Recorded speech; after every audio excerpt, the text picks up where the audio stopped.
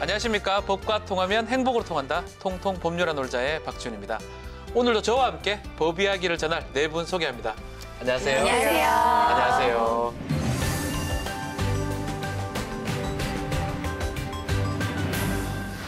제가 이번 명절 준비를 하면서 아내와 같이 장을 보러 간다고 했잖아요, 저번에. 그렇죠. 시장에 갔다 왔습니다. 오, 네. 정말요? 어깨가 들썩들썩하십니다. 근데 시장에 간 것까지는 좋았는데 이 카드만 제가 챙겨갔어요. 원래 저는 카드만 들고 다니거든요. 진짜요? 전통시장에는 네. 주로 현금으로 거래하는데. 그러니까 요즘 현금 쓸 일이 거의 없으니까 없어요, 네. 진짜 이 생각도 못하고 갔다가 아무것도 못 살 뻔했어요. 그래서 현금 인출하느라고 정신이 하나도 없었습니다. 맞아요. 네. 저도 정말 신용카드 한 장만 들고 다니거든요. 네. 정말 그래도 되는 게 우선 한 장만 들고 다니니까 너무 편하고요. 게다가 이 한 장만 들고 다녀도 웬만한 거 다 돼요. 뭐 대중교통 다 탈 수 되죠. 있고요. 소액 결제도 다 되니까요. 그리고 현금보다 또 신용카드를 쓰면 뭐 할인되는 것도 있고 또 포인트가 쌓여서 그게 나중에 돈처럼 쓸 수도 있고 그러니까 정말 일석몇조예요. 일석사조, 5조, 3조 정도? 예. 이 쓰는 사람 입장에서도 그런데요. 가게 입장에서도 요즘에 현금 안 받는 매장이 있습니다. 스타벅스 코리아 같은 경우에는 약 2달 전부터 현금 없는 매장 같은 거 시범 운영 중이라고 하거든요. 그래요? 가보셨어요? 아니, 제가 네. 종종 다니는데 카드만 쓰니까 몰랐어요. 그러니까 의식을 못하는 거죠? 예. 저는 이제 현금 좀 갖고 다니는 편인데 현금 딱 탈라니까 계산대 안에 안내문이 카드만 받아요 이렇게 적혀 있더라고요. 있어요. 예.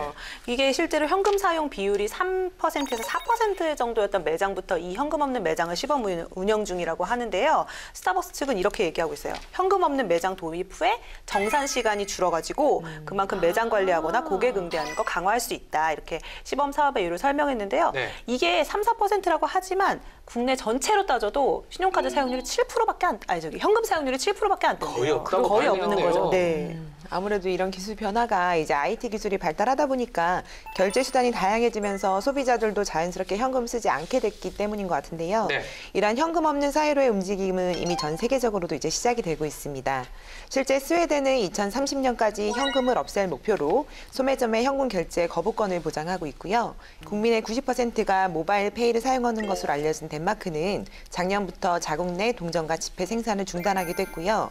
스웨덴과 마찬가지로 현금 거래 의무제를 폐지하는 법안도 상정 중입니다. 그에 반해서 일본 같은 경우에는 다른 국가들에 비해서 현금 사용이 굉장히 압도적으로 높습니다. 그래요? 실제로 2016년에 조사된 바에 따르면요.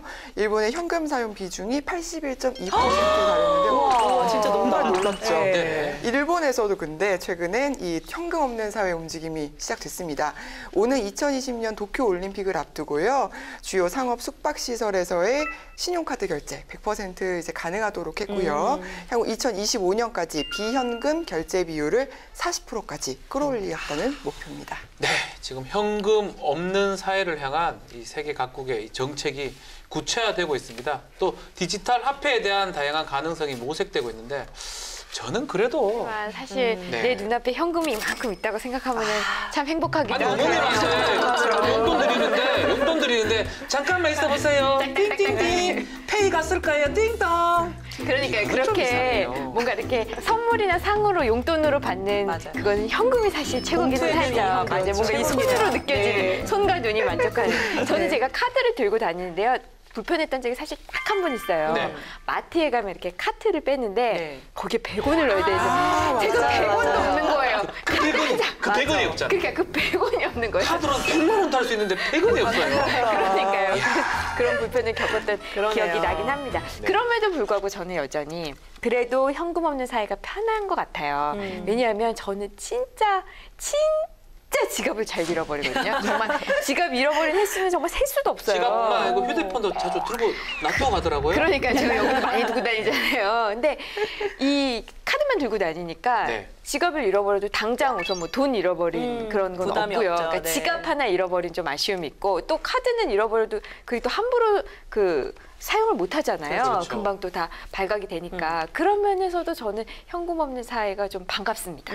네. 저는 이미 현실화된 게 아닌가 싶어요. 얼마 전에 중국을 여행을 했는데 중국을 가니까 결제를 따로 할 필요가 없더라고요. 그 식당에서 식사를 하고 나서 테이블에 QR코드가 있어서 휴대폰으로 QR코드를 딱 찍으니까 어허. 결제가 끝나버리는. 아. 그래서 뭐 종업원과 뭐 얘기를 할 필요도 없고 결제를 할 필요도 없는. 이게 정말로 새로운 시스템이 도입이 된다면 나중에 정말 카드도 필요 없는 그런 사회가 될 것 같습니다. 그렇네요. 실제 한국은행이 동전 없는 사회 1단계 시범 사업을 작년 4월에 첫 시행을 했고요. 네. 2단계 시범 사업이 2020년까지 추진될 예정인데 화폐 제조에도 국민의 세금이 쓰이니까 아무래도 세금 절약 차원에서도 좋을 것 같습니다. 자, 앞으로 이제 기술이 점점 더 발전할 것 같으니까 화폐는 뭐 사라지는 게 어쩌면 자연스러울 수 있습니다. 그래서 저는 너무 이 전산화되는 거는 해킹을 할 수도 있고요. 맞아요. 전산화 오류, 또 다단계 사기를 또 이런 걸로 치는 거거든요. 그렇죠. 계속 입금되니까 수치상으로는 돼 있는 거 아니냐 이렇게 착각할 수 있는 거기 때문에 그래서 실체가 있는 화폐는 저는 있어야 할 것 같다 이런 생각이 많이 들어요. 아, 저도 동의합니다. 네. 현금 없는 사회가 이제 어떤 면에서 굉장히 편리하기도 하지만은 불안감을 증폭시키는 측면 분명히 있는 것 같아요. 예를 들면 전자금융 거래만 하더라도 아 이거 어쨌든 숫자는 보이는데 이거 제대로 거래가 되고 있는 거야? 내 거 뭐 돈 더 빼간 거 아니야? 이런 의심도 들고요. 기계는 더더욱 못 믿습니다. 맞아요. 그리고 카드 결제한 다음에 취소한 거 이거 내 돈 다시 쌓인 거 맞나? 이런 생각하게 네. 되기도 하고 저희 아들만 보더라도 이 현금 개념이 없어요. 다 카드 결제하니까 그냥 음료수 짚고 카드 내는 거라고 생각하더라고요. 아하. 당연히. 이런 과도기적 측면이 아직까지 분명히 존재하는 것 같습니다. 장점과 단점도 분명한 것 같고요. 네, 그래서 오늘 다가오는 현금 없는 사회 우리가 무엇을 준비해야 될지 또 보완해야 될 점은 없는지 얘기를 나눠보겠습니다. 먼저 어떤 법을 봐야 됩니까? 네, 오늘은 전자금융거래법 그리고 전자서명법 등을 살펴볼 예정인데요. 먼저 전자금융거래법이란 전자금융거래의 법률 관계를 명확히 해서 전자금융거래의 안정성과 신뢰성을 확보하고 네. 전자금융업의 건전한 발전을 위한 기반 조성을 함으로써 국민의 금융 편의를 꾀하고 국민 경제의 발전에 이바지함을 목적으로 2006년 4월 28일에 제정된 법률입니다. 네. 네, 다음으로 전자서명법이란 전자문서의 안정성과 신뢰성을 확보하고 그 이용을 활성화하기 위해서 전자서명에 관한 기본적인 사항을 정함으로써 국가사회 정보화를 추진하고 국민생활 편익을 증진할 목적으로 99년 2월 5일에 제정이 됐습니다. 네. 자, 20대 국회 발의안은 어떻게 됩니까? 네, 전자금융거래법은요. 현재까지 총 13건이 발의되고 1건 처리되고 12건이 계류 중인데요. 오늘은 가상통화, 또 전자금융거래 교육 등 계류 중인 법안 내용을 좀 폭넓게 살펴볼까 합니다. 네, 다음으로 전자서명법은요. 현재까지 총 5건이 발의가 됐고 그중에 1건이 처리되고 4건이 계류 중에 있는데요. 전자서명하면 뭐가 딱 떠오르세요? 아, 이거 공인인증서모야. 아니까 액티브, 맞습니다. 액티브. 네, 액티브. 맞습니다. 아, 액티브 진짜. 계류 중인 아이. 법안 모두 다 이 전자금융거래에 빠지지 않는 공인인증서랑 연관된 부분이거든요. 네. 이 부분 오늘 살펴보겠습니다. 네. 자, 본격적으로 이야기를 나눠보겠습니다. 요즘 사람들 현금보다 카드를 많이 사용한다는데 이렇게 많은 줄 몰랐습니다. 이 비율이 상당하다면서요. 네, 최근 기사를 보니까요. 올해 2분기 전체 카드 승인 건수가 그러니까 카드 사용, 신용카드 승인 사용한 건수. 건수요. 총 50억 건. 50억 건. 건을 넘어섰고요. 그 금액, 전체 카드 승인 금액은 200조 원. 200조 원. 와. 어마어마하죠. 역대 어마어마합니다. 최대치를 기록했습니다. 네. 다들 자기 지갑들 한번 생각해 보세요. 어떤지. 저도 명함 지갑 빼고 저 좀 뒤처진 것 같아요. 아직 장지갑 들고 다니는데. 재밌는 기사가 하나 있더라고요. 한국은행이 조사한 건데 2017년 지급수단 이용 행태라는 조사 결과를 보면요. 우리나라 사람들 지갑에 평균 돈이 얼마 들어있을까요? 글쎄요, 100원도 없는 저를 쓰는 한 10만 원? 10만 원? 5만 원? 비슷합니다. 근접합니다. 네. 이게 평균 8만 원에 신용카드 2장을 넣는다고 해요. 근데 아까 10만 원은 50대가 한 10만 원 정도, 40대가 9만 8천 원 정도 이렇게 세대별로는 좀 차이가 나는데요. 평균치는 8만 원이지만 물론 연령대가 어리면 돈이 없어서 적을 수도 있는데 그렇죠. 현금을 휴대하는 것보다는 이 카드를 휴대하는 경우가 더 많아서 연령치가 어릴수록 더 현금의 양은 적었다고 합니다. 자, 제가 지갑을 한번 보여드리겠습니다. 오. 저 지갑은 저는 이제 어릴 때부터 이제 어머니가 남자가 돈은 두둑히 들고 다녀야 된다. 그걸 항상 하셔가지고 돈만 많아 현금 좀 많이 들고 다녀요. 야구신 것 같은데. 지갑에 이제 카드도 좀 많지만 저는 현금이 좀 많이 두둑한 그런 편입니다. 네. 어르신들은 그렇게 생각하시는 분들이 많아서 현금을 또 이렇게 일부러 또 챙기시는 분들이 있더라고요. 자주 네. 안 꺼내시는 것 같아요, 근데. 근데 이제 거의 안 써요. 왜 씁니까? 자, 우리 송 변호사도 좀 지갑 한번 보여주실래요? 아 저는 진짜 이제 야, 카드 정말 딱 이거 2장 갖고 얇은 다니거든요. 디지털 시대의 지갑이네요. 근데 저는 카드 지갑 쓴 지가 명함 진짜 같아요, 그냥? 제가 봤을 예, 때. 명함 지갑보다 얇습니다. 명함은 아하. 좀 두둑하잖아요. 근데 사실 거의 10년 넘은 것 같아요. 카드 지갑만 쓴 지는. 네. 근데 요즘에 사실 이것도 거의 쓰지 않아요. 돈은 있어요, 그 안에? 없습니다. 없군요. 요즘에 네. 모든 게 다 이제 뭐 차량 관련해서도 나 하이패스도 카드로 쓰다 보니까 사실 카드를 이용할 일이 사실 없어서요. 근데 이제 이거마저도 대부분 이제 핸드폰에 이제 삼성 땡땡페이 같은 게 이제 있다 보니까 거의 핸드폰만 이제 들고 다니는. 인터넷 머니, 사이버 그렇죠. 머니요. 네. 모든 이제 뭐 네이버에서 결제를 할 때도 이제 비밀번호 그 6자리 딱 누르면 이제 한 번 등록해 놓은 카드로 계속 쓰다 보니까 맞아요. 카드 이제 등록이 거의 이제 되니까. 카드 실물 카드도 거의 쓰지가 않게 되는 것 같아요. 네. 뭐 양 기자 저도 어떻습니까? 지갑 자체가 저는 없습니다, 사실. 달랐습니다. 지갑 왜 자체가 없어요? 그건 너무 정말 필요가 책임한 거 아니에요? 필요가 없더라고요. 그러니까 그 뭐지? 예전에는 뭐 장지갑도 필요하고 뭐 이랬지만 뭐 지금 사실 카드 한 장이면 다 되지 않습니까? 맞아요. 그러니까 명함은 꼭 필요하더라고요. 명함 그러니까 명함 필요하죠. 지갑이 네. 있고 아. 명함 지갑에 카드 카드가 들어가 있는 카드 한 장. 그런 형태로 쓰고 있는데요. 뭐 송 변호사 말대로 요새는 뭐 휴대폰만 휴대하면은 뭐 결제가 다 되니까 만사형통입니다. 외출 자체가 좀 간편해진 것 같아요. 저는 이제 몇 년 전 제 지갑을 떠올려 보면 진짜 우리가 일수 가방이라고 하나요? 네. 아니면 그게 두툼했거든요. 그 안에 뭐 이제 현금도 당연히 뭐 5,000원권, 10,000원권, 뭐 100원, 500원짜리 다 들어가 있고 네. 카드도 착착착착착 있고 맞아요. 뭐 안에 별거 다 넣고 해서 항상 두툼했는데 저도 지갑이 없어요. 저는 명함 지갑도 없어요. 그냥 다 가방에 그냥 조그만 포켓에다가 넣어놓고 다니는데요. 뭐 저는 이제 신용카드로 결제를 하고 저희 남편은 이제 핸드폰에 있는 네. 뭐 고페이로 결제를 많이 해요. 그래서 그만큼 우리 사이가 이렇게 많이 변한 건데 우리 예전에 왜 그런 거 했잖아요. 뭐 얼굴 이렇게 딱 갖다 내면 그냥 급식 결제. 결제되고 맞아. 뭐 네, 이런 네. 식으로 있죠. 네. 뭐 동공 뭐 이런 걸로 이야. 결제를 하거나 이런 시대가 그럴 수도 있죠. 오지 않을까요? 네. 야, 이거 우리나라 지금 비현금 결제 비율이 89.1%라고 하거든요. 앞으로 이제 저는 경조사비 이런 것 때문에 현금을 많이 들고 다니는 편인데 경조사 가서 이렇게 절을 하잖아요. 네. 절하고 이렇게 체크기 쫙 뚫고 이렇게 탁 나오는 정이 몇만 원 없네요, 부조하시겠습니까? 근데. 10만 원만 해주시기 바랍니다. 이렇게 될 가능성이 있을 것 저 같아요. 그날도 곧 올 것 같은데요. 왠지. 근데 너무 너무 정이 없어요. 정이 없잖아요. 삭막해요. 예, 저는 뭐 고인하고 친분 관계 적어서 5만 원만 하겠습니다. 이게 좀 이상하잖아요. 어쨌든 이렇게 우리나라가 비현금 결제 비율이 이렇게 높은데 네. 정작 결제가 될 것 같은 곳에서 안 되는 곳이 있습니다. 매달 다 되는 꼭 거 아니었어요? 지불해야 하는 곳. 다 될 것 같죠? 안 네. 되는 데가 있습니다. 어딥니까? 그게 목돈이면서 매달 내야 하는 것들, 임대료, 아. 보험료, 등록금이나 기숙사비 같은 거 아직도 카드 결제 안 됩니다. 네. 그래서 그래서 현금이죠. 네, 저 같은 경우는 뭐 임대료야 낼 일이 없고 뭐 아들 등록금 아직 멀었으니까 그 보험료만 내고 있긴 한데 이것도 매달 꽤 큰 금액인데요. 이체해요. 자동 와. 이체. 그렇지 않아요? 요즘 편의점 가면 이게 뭐 껌 하나 딱 사도 이렇게 돈을 이렇게 줄라 그러면 카드 주셔도 됩니다. 그럼 껌 하나도 카드로 되거든요. 네. 사탕 하나도 맞아요. 1,000원 뭐 다 되는데 저도 가만 생각해보니까 보험료를 매달 내고 있는데 네.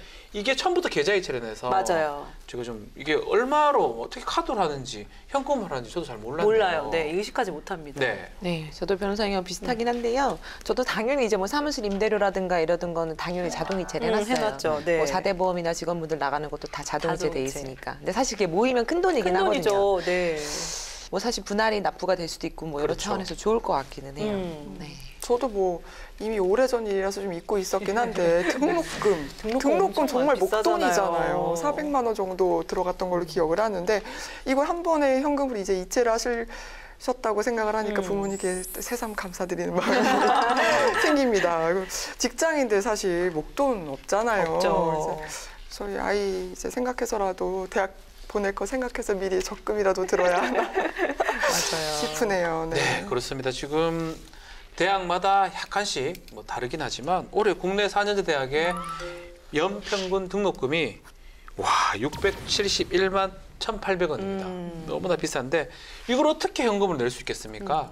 이거 카드로 좀 가능해야 될 것 같은데 또 임대료, 그리고 보험료 이런 거 카드 납부 당연히 돼야 될 것 같은데 왜 안 되는 거예요? 임대인도 이 차임을 월 차임을 카드로 받을 수 있다. 뭐 이렇게만 한다면 좀 부족할 것 같고요. 그러니까 임대인은 카드로도 차임을 받을 의무가 있다. 그러니까 뭔가 의무가 있다. 예를 들면 임차인이 저 이번에 카드로 결제할게요. 예, 그러세요. 그러니까 이걸 저는 카드는 안 돼요. 이렇게는 거부할 수 없도록. 이렇게 하지 않는 이상 의미가 없을 것 같아요. 그렇죠. 왜냐하면 네.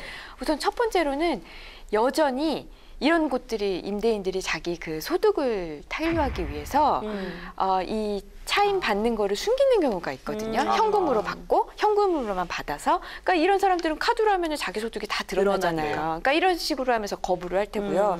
이보다 또 더 큰 문제 중에 하나가 이제 카드를 하면은 수수료가 따라 붙잖아요. 네. 그러니까 이 수수료 때문에 그러면 내가 현금으로 받으면은 그냥 50만 원 받을 걸 카드로 50을 긁으면 그중에 일부는 수수료를 나가야 떼이니까 되니까. 임대인은 당연히 싫어할 거 아니에요.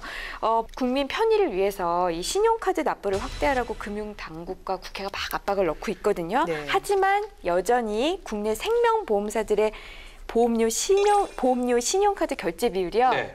3%밖에 안 돼요. 너무 낮네요. 3%밖에 안 네. 되고요. 등록금은 어떨까요? 416군데 그 대학 가운데서요. 카드 납부를 받지 않는 대학도 53%. 너무 높다. 220곳에 달했습니다. 이 이게- 이유는 수수료? 수수료 때문이겠죠. 수수료. 네. 카드사들하고 좀 수수료 합의해서 조정하면 어떨까 싶기도 해요, 실제로. 근데 교육부가 올해 2학기부터 전국 고등학교에서 교육비를 신용카드로 자동 납부할 수 있도록 하는 제도를 시행하기 시작했고요. 네. 이게 내년에는 초등학교랑 중학교까지도 확대된다고 하는데 이 경우만 봐도 우여곡절이 있었습니다. 지난 2016년에 이미 시범 도입이 됐었던 제도예요, 이게. 그런데 그때도 카드 수수료를 둘러싼 이견 때문에 1년 만에 중단됐었던 적이 있는 거거든요. 네. 그만큼 수수료 때문에 이걸 거부하는 굉장히 큰 명목이 되고 있다는 거죠. 그렇지만 어쨌든 교육부가 카드사하고 굉장히 끈질기게 협의를 지속함으로써 지금 학교가 내는 수수료 같은 경우에는 월정액 방식으로 하는데 최종 확정을 했다고 하고요. 아하. 그래서 이게 도입이 됐다고 하니까 등록금 액수로 치자면 당연히 대학이 더 부담이 그렇죠. 많은데 이거는 진짜 잘 납득이 안 되는데요. 네. 쭉 들어보니까 결국은 소비자의 편익보다는 뭐 임대인, 또 카드 회사, 대학 본인들의 이익을 더 생각하는 게 아닌가 그런 느낌이 드는데요. 우리 국회 목이십니다. 국회 가만히 안 있죠. 이거 어떻게 하고 있지 않나요? 네, 맞습니다. 다양한 내용이 논의 중에 있는데요. 네. 먼저 상가 임대사업자의 자율적인 결정에 따라서 임대료를 현금 또는 이제 신용카드, 직불카드, 선불카드에 의한 결제로 납부를 받을 수 있도록 법률에 명확히 규정을 해보자. 그래서 임차인의 임대료 부담을 좀 경감시켜보자. 네. 네, 이런 내용으로 7월 18일 권칠승 의원이 대표 발의했습니다. 좀 아쉬워요. 상가 임대 사업자의 자율적인 결정에 따라잖아요. 그러네요. 네. 아까 임 변호사님 말씀하신 그러니까요. 거에 의무로 부여한 네, 게 의무를 아니니까. 했으면 좋죠. 자율적인 예. 결정이면 내 같으면 안 제가 요즘은 약간 네. 개인적으로 네. 좀 아쉽습니다. 아쉽습니다. 자, 비슷한 내용으로 보험료에 관한 것도 있어요. 그래서 일부 장기 저축성 보험 등을 제외한 모든 보험 계약의 보험료를 네. 현금, 신용카드 그리고 직불카드로 납입할 수 있도록 하고요. 이거 위반하면 1억 원 이하의 과태료. 야. 여기는 좀 의무화 했어요. 네. 네. 이렇게 해서 보험 계약자의 보험료 납입의 편의를 증진하려는 목적으로요. 지난 7월 3일 이찬열 의원이 대표 발의했습니다. 저는 이게 확인하면서 보니까 이 법안이 가장 좀 마음에 드는 것 같아요. 수수료 때문에 안 된다 이런 말이 싹 들어가게 만드는 법안 같아요. 네. 뭐냐 하면 신용카드 업자로 하여금 등록금 또 기숙사비 이런 것들은 우대 수수료를 적용을 합니다. 그래서 신용카드 수납을 유도하면서 또 대학생하고 학부모한테 또 편의를 제공하는. 그래서 지난 5월 11일 날 박주민 의원이 발의한 법안인데요. 이 법안 말고도 뭐 서영교 의원, 유은혜 의원이 발의한 법안 또 비슷한데요. 다들 어떻게 생각합니까? 적극적으로 좀 논의가 네. 될 필요가 있다는 생각이 드는 게 결제 방법을 다양화해가지고 네. 늘리는 건 당연히 바람직하죠. 소비자의 선택권을 늘려주는 방향이니까 꼭 좀 시행이 됐으면 좋겠습니다. 그렇습니다. 아무래도 다양한 결제 방법을 선택할 수 있다는 측면에서는 당연히 찬성하고요. 네. 어느 가정이든 간에 뭐 보험료든 등록금이든 특히나 자녀가 많을수록 부담이 될 수밖에 없잖아요. 근데 분할 납부가 된다라고 하면 가게 운영에 조금 도움이 되지 않을까 생각을 합니다. 네. 다만 카드 결제로 인해서 보험료 등의 보험료가 오히려 인상되거나 그렇죠. 이런 요인으로 작용한다라고 하면 오히려 역효과가 날 수 있으니까 정부 차원에서 수수료 감면 등에 대해서 제시할 필요가 있다라고 보고요. 대학생에게 등록금이나 기숙사비, 생활비 목적에 별도의 이제 카드를 만들어주는 학교 방안도 카드 하나 만들어주면 그죠. 되잖아요. 대학생 카드 그죠. 있으면 좀 좋을 것 같다는 생각을 했습니다. 네. 송 변호사님 말씀대로 이게 카드 허가를 해주면 눈 가리고 아웅식으로 그 피해가 다시 소비자한테 전가될 가능성도 있기 네. 때문에 이 부분은 좀 같이 논의를 했으면 좋겠고요. 어쨌든 소비자의 선택을 확보해준다는 측면에서는 굉장히 좋은 거 아닌가 네. 그런 생각이 듭니다. 자, 그 부분도 있죠. 세금이 제대로 체크가 됩니다. 매출이라든지 뭐 이런 것들이 그렇죠. 제대로 체크되는 것도 첫 번째고 가장 중요한 건 계속 얘기했지만 우리의 선택권이에요. 마음대로 끌 수 있어야지요. 아닌가요? 맞습니다. 우리의 선택권 보호해달라는 겁니다. 맞습니다. 저처럼 사실 사업자 같은 경우에는 네. 임대료가 카드로 된다라고 하면 일단 비용을 처리하는데 조금 더 명확하게 볼 수가 있을 것 같고요. 또 카드사별 적립 혜택도 받을 수도 있고 혹시나 운영이 어려울 때는 이제 분할할 수도 있으니까 뭐 일석삼조 혜택이 되지 않을까 생각합니다. 요즘 세금도 카드로 되더라고요. 네, 맞아. 낼 수 있어요. 아니, 세금도 카드로 되는데 네. 왜 이게 안 되나요? 자, 카드 얘기를 하다 보니까 여러 가지 생각이 나는데 우리가 돈 되는 정보 하나 알려드릴 게 있지요. 네, 제가 네. 실제로 며칠 전에 혜택을 받습니다. 올해 10월부터요, 모든 카드사가 통용된다고 하거든요. 신용카드 포인트가 액수에 관계없이 현금화가 가능해집니다. 따라서 카드 포인트를 이제 모아두셨다가 카드 대금, 그 결제 계좌로 이렇게 연결을 해놓으시면은 현금화돼서 결제 대금액이 그만큼 빠지는 거죠. 카드를 해지할 경우에도 상환하지 않은 카드 대금 같은 경우에는 포인트로 결제를 할 수 있게끔 했습니다. 야, 그동안 이 포인트 이것 때문에 이걸 못 쓸 것 같아서 괜히 커피 먹으러 가고 괜히 영화 보러 가고 이랬던 것 같은데 자, 이 특정 제휴사만 쓸 수 있게 하는 이런 제약이 많았었잖아요. 맞아요. 논란도 많았었거든요. 네. 네, 맞습니다. 네. 실제로 금융감독원 자료에 따르면요.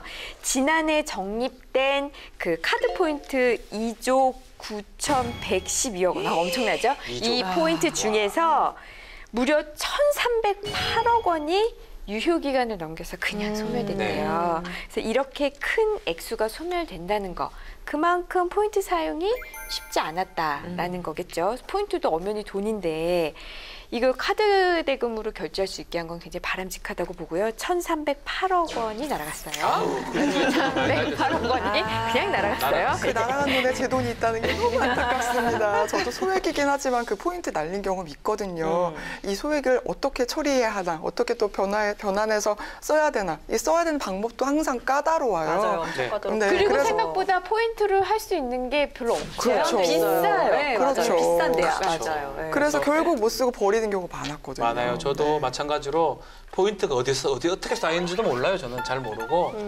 그냥 이제 메일이나 문자로 당신의 유 포인트가 언제 소멸됩니다. 올해 안으로 이번 달 안으로 소멸됩니다. 가면 막 깜짝 불안해요. 기분도 안 좋고. 맞아요. 이렇게 된다면 정말 편리하지 않을까 생각이 듭니다. 네, 저도 사실 대부분의 포인트는 소멸시키는 사람이었기 때문에 네.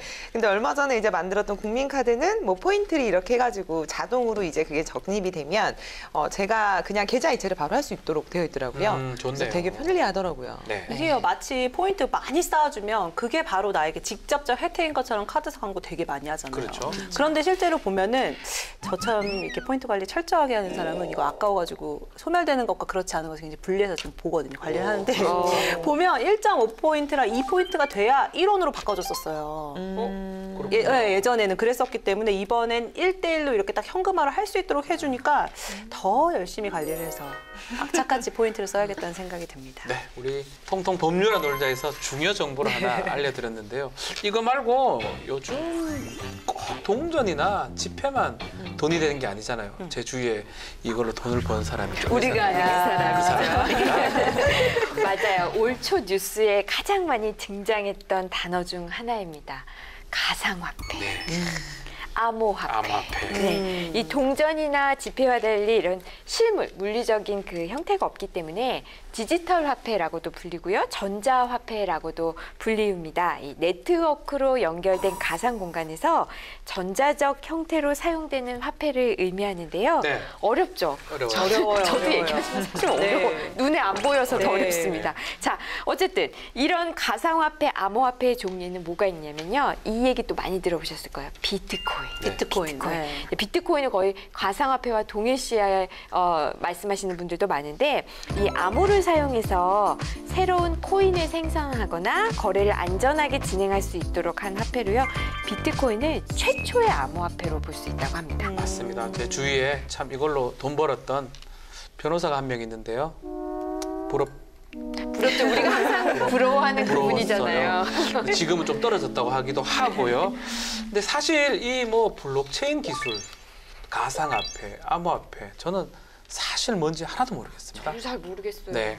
기술적 이해도 기술적 이해인데요. 저도 참 그거 뭔지 모르겠는데 제가 이게 한참 유행할 때 이렇게 버스 정류장에서 버스 기다리면서 이렇게 보면은 다들 이 시세표를 보고 있더라고요. 그렇죠. 우리나라 성인 3명 중 1명꼴인 34.8%가 암호화폐 거래소를 이용한 적이 있다 이렇게 대답하고 또 암호화폐 거래를 경험한 사람도 10명 중 6명인데 네. 그래서 수익을 냈는데 우리나라에서 통일된 명칭이 없다고 합니다. 아, 그렇네요. 가상화폐, 암호화폐, 암호화폐, 블록화폐, 디지털화폐, 전자화폐. 비트화폐, 비트코인. 뭔지 모르겠는데 네. 통일된 명칭이 없다. 이건 또 뭔 말입니까? 아직 법적으로 이제 정의가 되지 않다 보니까 아하. 통상적으로 이제 가상통화라는 명칭을 사용하긴 하는데요. 네. 가상화폐에서의 이제 크런시를 화폐보다는 통화로 번역하는 것이 맞다는 판단이 작용해서입니다. 사실 상품의 크런시, 영어로 크런시죠. 네.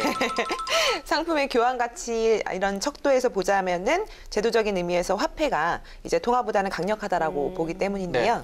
화폐가 보다 실제적이고 구체적인 돈이라는 이제 개념을 좀 강조한 반면에 통화는 화폐를 포함해서 유통이나 지불 수단을 이제 전반적으로 지칭하는 추상적인 개념으로 이제 보인다 해서 나온 결정입니다. 와. 네. 네, 실제로 올해 이 디지털 화폐 뜨거운 감자로 떠오르면서 사실 정부가 규제 방안을 내놓아야 하는 거 아니냐 이런 의견들이 많았습니다. 2018년 세법 개정안을 발표하면서 이 가상통화에 대한 과세 방안이라든지 성격, 정의 이런 것들이 또 정의를 해야 했는데 하지 못하고 차후를 기약을 했었는데요. 네. 이제 4차 산업혁명 시대의 어떤 발전을 위해서 세계 각국이 이미 뭐 경쟁적으로 가상통화에 대한 구체적인 대책을 내놓고 있는 시점에서 좀 우리는 뒤처진 게 아닌가 하는 우려가 나오고 있는 시점입니다. 네, 이게 뭐 가상통화인지 가상화폐인지 일단 가상통화가 맞다고 하는데 법적인 건 없습니다.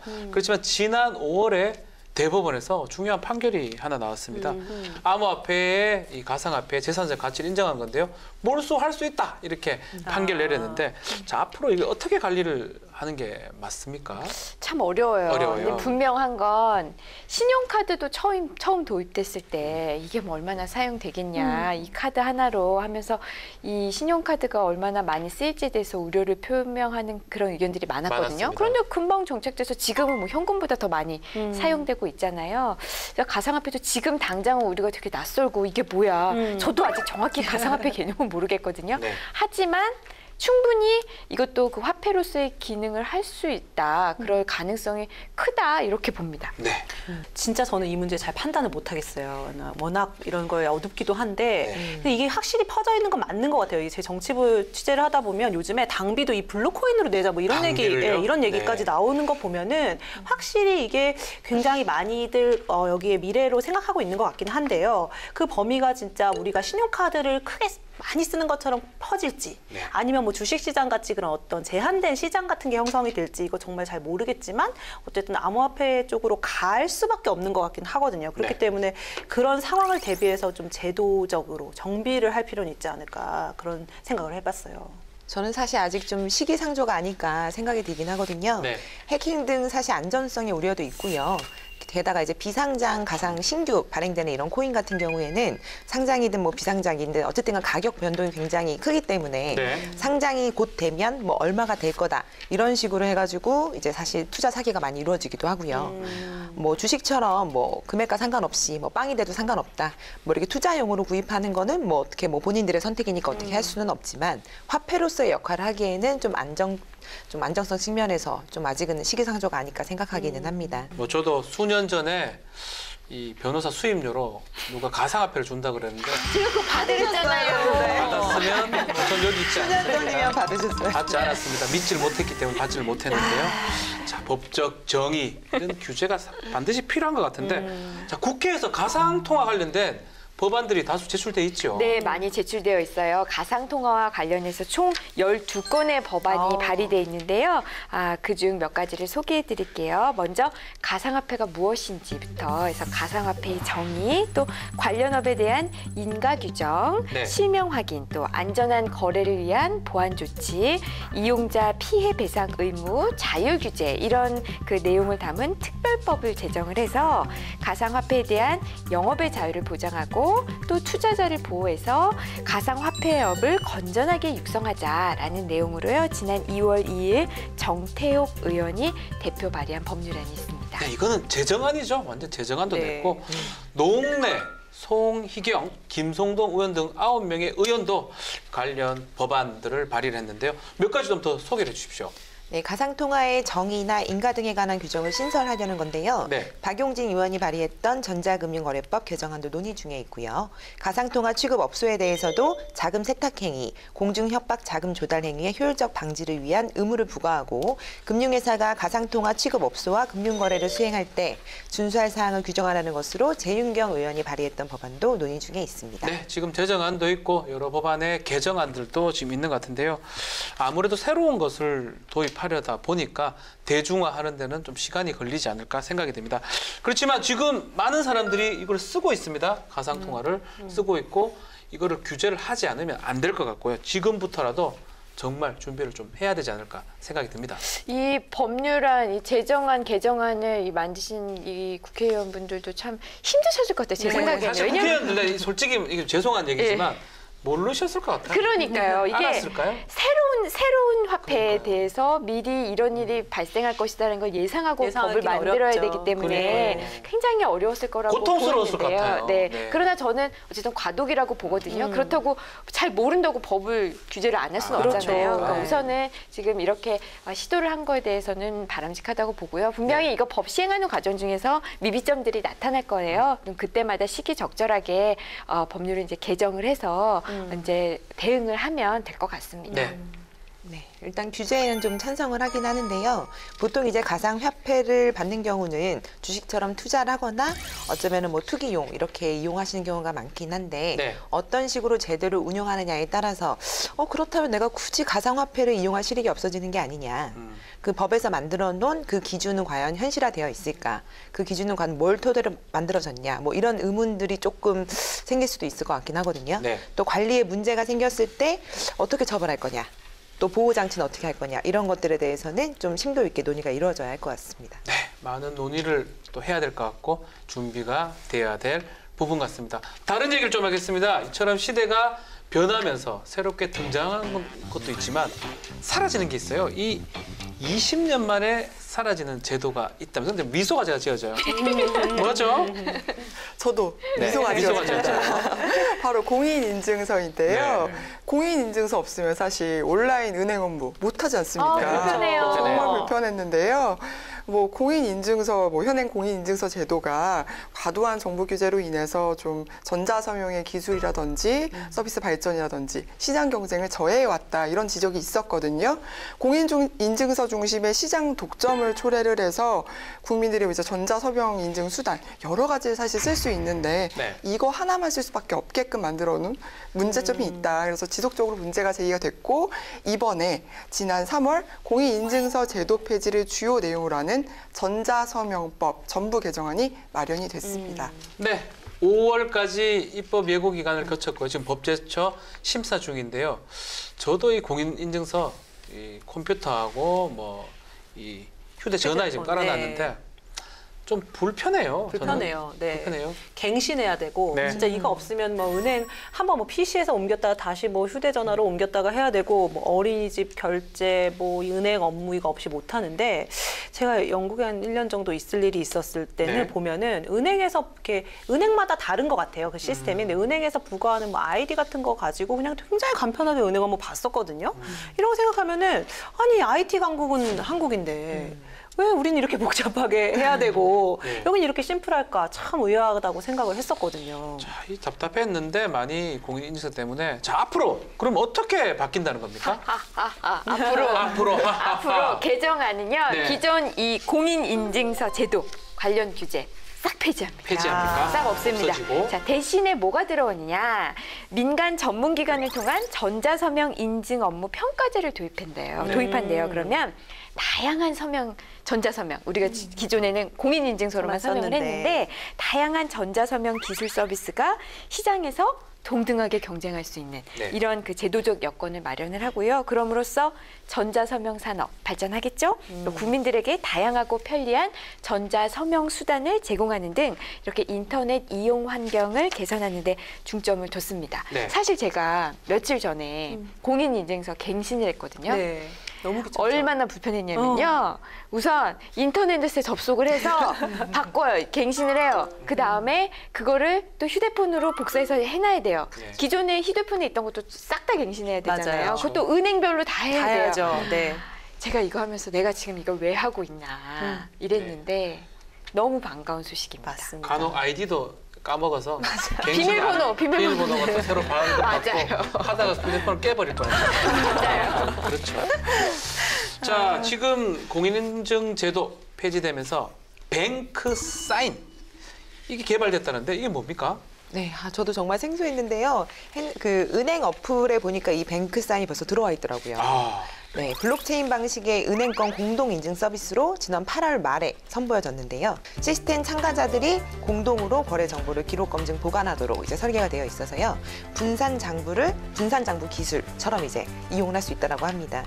이 기술이 적용된 게 이제 기존의 인증 서비스와는 가장 큰 차이가 있다라고 하고요. 이를 적용한 뱅크 사인은 인증서를 위변조한다거나 탈취한다거나 또는 무단 복제가 불가능하다는 또 아하. 장점이 있다라는 게 은행권의 설명입니다. 그렇네요. 그렇지만 아직 이게 시험 기간이기 때문에 뭐 모든 은행에 적용할 수 있다든지 확장성에는 한계가 있을 것 같은데요. 일단 공인인증서 제도 또 이렇게 보내려 그러니까 저도 아쉬움이 있어요. 그래도 1년간 편하게 쓰거든요. 익숙하니까요. 익숙하잖아요. 익숙하니까요. 그게 어쩌면 우리가 다른 게 뭐가 있는지 몰라서. 1년은 편하지만 그 1년마다 굉장히 맞아요. 불편한 시기인 거예요. 1년에 한 번씩 일주일 동안 고통을 겪습니다. 맞아요. 또 그러고 저는 갱신기간을 놓쳐버려가지고 항상 고통스러웠어요. 더 고통스럽죠. 그렇게 되면 재발급 받아야 되니까. 네. 그런데 우리가 잊지 말아야 될 게 있습니다. 이 천송이 코트 사건. 아, 뭐죠? 그렇죠. 기억나시죠? 네. 이게 우리 인기 드라마에서 여주인공이 입은 코트. 전지현 배우였던 걸로 기억하는데 그래서 너무 예뻐. 이 드라마가 인기를 끌어. 외국인들이 사고 싶은데 우리나라 액티브S랑 공인인증서가 없어가지고 이걸 구매하지 못 사죠. 못했다. 못 삽니다. 이 논란이 지금 그때 당시부터 좀 이렇게 많이 부각됐던 논란이 지금까지 이제 와서 결실을 맺게 되는 것 같아요. 물론 지금 우리가 얘기를 나눈 뱅크 사인이 만능이 아니겠죠. 어쩌면 이것도 문제가 있을 수도 있겠지만은 이렇게 공인인증서만 독점하는 체제 말고 다양한 인증, 서명 방법이 도입이 되면은 소비자 입장에서는 좋은 거 아닐까요? 그렇죠. 경쟁에서 정말 좋은 것만 살아남게 될 테니까. 그리고 중요한 거는 금융 안전, 또 안전 거래. 내 돈이 없어지면 안 되니까. 맞습니다. 그게 제일 중요한 것 같습니다. 천소희 코트 이제 이제는 안 팔리겠죠? 뭐 뱅크 사인이니 뭐 생체 인식이니 더 편리하고 사실 뭐 안전한 기술 다 좋습니다. 다 좋은데 저는 걱정이 되는 게 이제 또 새로운 거 공인인증서 사실 저는 만들 때도 굉장히 복잡하고 그래서 어려워요. 힘들었거든요. 이거 뭐 컴퓨터에 깔고 뭐 휴대폰에 옮기고 이런 거 배우고 익히는데도 좀 시간이 걸리고 또 이렇게 비밀번호 잊어버려서 또 한번 곤욕 치르고 네. 근데 또 이걸 새로운 걸 새롭게 해야 한다고 생각하니까 조금 깝깝한 거죠. 네. 그리고 금융거래도 사실 쉽지 않은데 전자금융거래 그리고 또 저같이 젊은 사람도 이렇게 쉽지 않은데 어르신들은 또 더 힘들지 않을까 그런 우려도 해보게 되고요. 네, 저도 뭐 상당히 좀 어려워요. 계속 하면서 느끼는데 오프라인을 금융거래, 은행에 왔다 갔다 하다가 지금은 인터넷, 모바일 뱅킹 하다 보니까 편하긴 편한데요. 근데 이제 이 금융 방식 또 바뀐다면 약간 불안하기도 하고 또 버겁긴 한 게 사실입니다. 저는요 인터넷 뱅킹은 둘째치고 텔레뱅킹 처음 나왔을 때 너무 신기했거든요. 우와 전화로 뭘 뚝뚝뚝 누르더니 뭐가 이체가 된다는 거예요. 야 저 정말 신기하다. 좀 복잡해 보이지만은 되게 편리하다 이랬는데 제가 그거를 미처 배우고 써먹기 전에 인터넷 뱅킹이 또 나왔어요. 그래서 엄청 빨라요. 네, 그래서요 정말 이 금융 거래 방식이 점점 발전을 하는 건 참 좋은데 반가운데 아 나도 거기에 맞춰서 잘 따라갈 수 있을까? 따라가고 싶은데 누가 좀 친절하게 좀 잘 지도를 해줬으면 좋겠다라는 생각이 들어요. 잘 적응 못하는 사람이 저희 집에 한 명이 있습니다. 저희 아내인데요. 적응을 못한 건지 적응 안 하는 건지 항상 제보고 계좌 이체를 해달라고 해서 결국 제 돈을 쓰게 만듭니다. 굉장히 머리가 좋으신데요. 속상합니다. 텔레뱅킹, 인터넷뱅킹 있는데 그걸 왜 안 쓰냐고. 대단하십니다. 굉장히 머리가 그걸 해만 좋으십니다. 쓰라고 하고 그건 다 제 통장이에요. 네, 본인의 불편함을 감수하시는 대가니까요. 네. 근데 저는 이제 직장이다 보니까 은행 업무 시간 굉장히 짧잖아요. 은행 가서 업무 보는 거 거의 없습니다. 없습니다. 네, 그거 기다릴 수가 없고 사실은 이렇게 전자금융거래 방식 비대면하는 전자거래 방식이 바뀌면서 저는 좀 개인적으로는 편하고 좋은 측면이 많아요. 그런데 이거를 만약에 내가 우리 엄마 아빠한테 설명해 준다. 생각하면 저는 어디서부터 설명해야 될지 싸움 날 것 같아요. 액티브 얘기하다가 싸움 날 것 네. 같아요. 네. 그래서 아직까지 저희 어머니는 텔레뱅킹만 하시는 것 같아요. 텔레뱅킹, 왜냐면 예. 설명을 할 수가 없기 때문에 이거 본인이 다 해야 되는 거잖아요. 본인 그렇죠. 인증해야 되고 본인이 설정해야 되고 그래서 이런 식으로 너무 뭐 인증서 다운받고 이런 거 나도 우리 엄마한테 설명해 주는 것도 힘들 것 같은데 이렇게 인터넷과 모바일로 가다 보면은 자연스럽게 어르신들은 이런 거 못하게 되는 거 아닐까? 맞습니다. 이런 생각 들어요. 네, 실제로 스마트폰을 이제 기반으로 한 모바일 뱅킹 등록자 수가 사상 처음 1억 명을 돌파했습니다. 네, 게다가 이게 도입이 된 지 고작 10년 정도밖에 되지 않았는데 우리나라 인구의 거의 2배 가까운 사람들이 등록이 돼 있는 건데요. 연령대별로 이제 사실 살펴본다라고 하면 60대 이상 인터넷 뱅킹이나 모바일 뱅킹의 이용자는 네. 9.5%, 사실 6.8%밖에 이르지 못했습니다. 이야, 이거 심각하네요. 네. 문제는 이런 격차가 뭐 단순히 뭐 전자금융거래만 불편을 겪는 게 아니라 뭐 정보 자체에 뒤처지게 돼서 그에 따른 불이익이 또 생길 수 있다는 거죠. 네. 네. 예를 들면 뭐 수수료를 면제한다든지 뭐 예금 금리를 우대를 받는다든지 아니면 대출 금리를 인하를 받는다든지 이런 각종 혜택에서도 소외될 수 있다는 문제가 있죠. 맞아요. 맞습니다. 현재 주요 시중은행의 타행이체의 경우 수수료가 인터넷으로 하면 500원인데요. 네. 직접 청구거래 수수료는 2,000원입니다. 차이 많이 나네요. 말이 안 되잖아요. 그러니까 은행 영업점에 네. 직접 가서 처리를 하면 수수료가 더 든다는 그렇죠. 거잖아요. 근데 그런 수수료를 내가 감수하고서라도 나는 인터넷 뱅킹 이런 거 잘 모르니까 그냥 창구 가서 해결할래라고 그렇게 생각을 해도요. 그게 이제 쉽지 않을 수가 있어요. 왜냐하면 요즘에는 은행 영업점이 문을 닫는 경우가 종종 있다고 합니다. 빨리 왜냐하면 닫죠. 워낙 비대면 거래가 활성화되다 보니까 서울 지역 내 은행 영업점이요. 지난해 6월 말 기준으로는 1,906개였는데 네. 1,808개로 1년 만에 약 100개 정도가 줄어들었어요. 줄어들어요. 사람들이 그렇죠. 잘 안 안 찾으니까요. 찾으니까. 그러니까 난 정말 이거 인터넷 뱅킹 이런 거 잘 못하고 은행 영업점에 직접 찾아가야 해 하는 분들은 이제 접근성도 떨어지게 생겼어요. 그러네요. 영업점이 못 줄어드니까. 가니까요. 네, 지난해 한국소비자원의 조사에 따르면요. 75세 이상의 고령자의 97.8%가 인터넷 뱅킹을 할 줄 모른다. 이렇게 답했어요. 이게 해결책이 꼭 있어야 될 것 같은데요. 네, 그래서 발의된 법안이 있습니다. 네. 정부는 노인이나 장애인 등 대통령령으로 정하고 있는 전자금융거래 취약계층들에게 전자금융거래 이용을 위한 금융교육을 실시하는 등 시책을 마련하도록 했고요. 네. 취약계층의 금융거래 편의를 도모하려는 것을 목적으로 해서 작년 12월 27일 김선동 의원이 대표 발의했습니다. 이거 제가 아까 말씀드리지 않았습니까? 이거 네.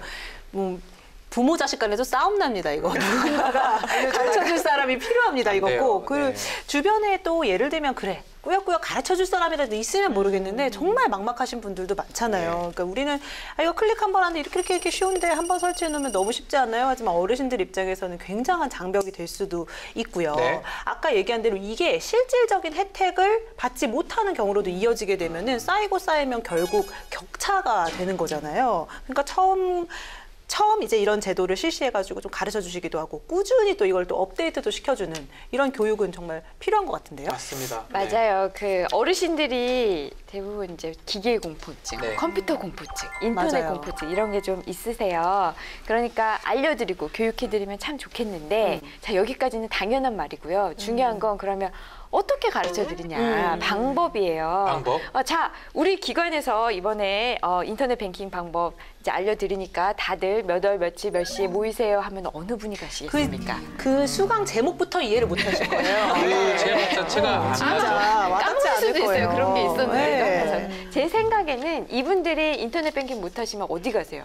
영업장에 가시잖아요. 그렇죠. 영업점에서 알려줘야죠. 그렇네. 그러니까 영업점에서 영업점에서. 이분들이 통장 들고 가시면 그거 처리해드리면서 혹시 인터넷 뱅킹 써보실 생각 없으세요? 관심이 있으시면 저쪽 가면은 아주 쉽게 안내해드릴 겁니다. 아니야, 그냥 알아서 해줘. 나는 별로 관심이 없어. 그럼 어쩔 이러시면 수 어떡해요? 없죠. 그런 그러니까요. 분들도 있겠지만 예. 이렇게 하면 조금 더 편리해집니다. 직접 아. 이렇게 안 나오셔도 되고요. 갖고 계신 휴대폰을 이렇게 할 수 있습니다. 방법이 어려우시겠지만 저기 가면 아주 쉽게 가르쳐 줍니다. 라고 해서 그 영업점 내에서 그래요, 한번 배워볼게요. 네, 이렇게 하면 저는 굉장히 도움이 될 것 같아요. 맞아요. 이 어르신들은 그렇게 예를 들면 창구가 점점 줄어든다는 것, 그렇죠. 혹은 인터넷 뱅킹을 이용하면은 이득을 볼 수 있다는 것조차 모르실 가능성이 많거든요. 그렇죠. 그러니까는 임 변호사님 말씀 되게 좋은 말씀 같아요. 여기 간 곳에서 교육을 받을 수 있다는 사실을 알려주면 상당히 경품 좀 좋을 것 어떨까요? 같은데요. 저도 그 생각했어요. 어르신들이 많이 받으실 것 같아요. 네. 아유, 제가 큰 생만 저는 들어가고. 네. 배움의 나이가 일단 어디 있겠습니까? 뭐 저도 이런 거 생기면은 저도 받고 싶거든요. 꼭 통과돼서 좀 남녀노소 뭐 또 디지털 격차 없는 세상이 됐으면 하는 바람입니다. 야, 좋습니다. 뭐 우리 고령 인구, 우리 고령화 사회로 지금 접어들고 있는 그런 상황인데 더욱더 디지털 격차가 없어야 되는데 사실 오늘 좀 부끄러운 게 중간에 우리 뱅크 사인이라는 얘기를 했죠. 그거 좀 뭔지 몰라요. 모르면서 지금 계속 얘기하고 있어요. 뱅크 사인 저도 모릅니다. 그거 나중에도 좀 알려주세요. 공부 좀 하거라. 참 어렵습니다. 자, 오늘 현금 없는 사회에 대해서 얘기를 나눴는데요. 자, 어떻습니까? 저는 이제 네. 가끔 이런 급변한 얘기 들으면요. 저도 잘 모르고 공부를 해야 되는데 네. 옛날에 지금 저희 할머니 20년대생이신데요. 20년. 네, 20년대에 태어나셨는데 그럼 이분은 정말 얼마나 격변을 겪으셨을까. 지금 이분에게까지 이렇게 내가 인터넷 뱅킹을 가르쳐드려야 될까라는 생각이 고통스러울 들거든요. 생각만 해도 고통스럽고. 네, 물론 필요 없으시긴 하겠지만 그런 생각하면 우리가 정말 압축적으로 빠른 시간에 많은 변화를 겪고 있는 것 같거든요. 네. 제도도 잘 마련하고 또 이제 서로 도와가면서 좀 이런 급변하는 거를 슬기롭게 좀 넘어갔으면 좋겠다. 그런 생각을 한번 해봅니다. 특히 법이 많이 좀 도움이 법이. 돼야겠죠. 예, 중요한 거는 이 국회가 법을 통해서 그것을 보완할 필요가 있다 이렇게 생각이 듭니다. 자, 그럼 마무리를 하겠습니다. 빠르게 속도 내고 있는 현금 없는 사회가 기대가 됩니다. 그렇지만 또 우려가 있기도 한데요. 올바른 제도 정착을 위해서는 소외계층에 대한 세심한 배려도 꼭 필요하다는 거 기억해 주시기를 바랍니다. 그럼 다음에도 행복으로 통하는 법 얘기를 가지고 돌아오겠습니다. 감사합니다. sunshine in my pocket, got that good soul in my feet. I feel that hot blood in my body when it drops. Ooh, I can't take my eyes off of it, moving so phenomenally. You're more like the way we rock it, so don't stop.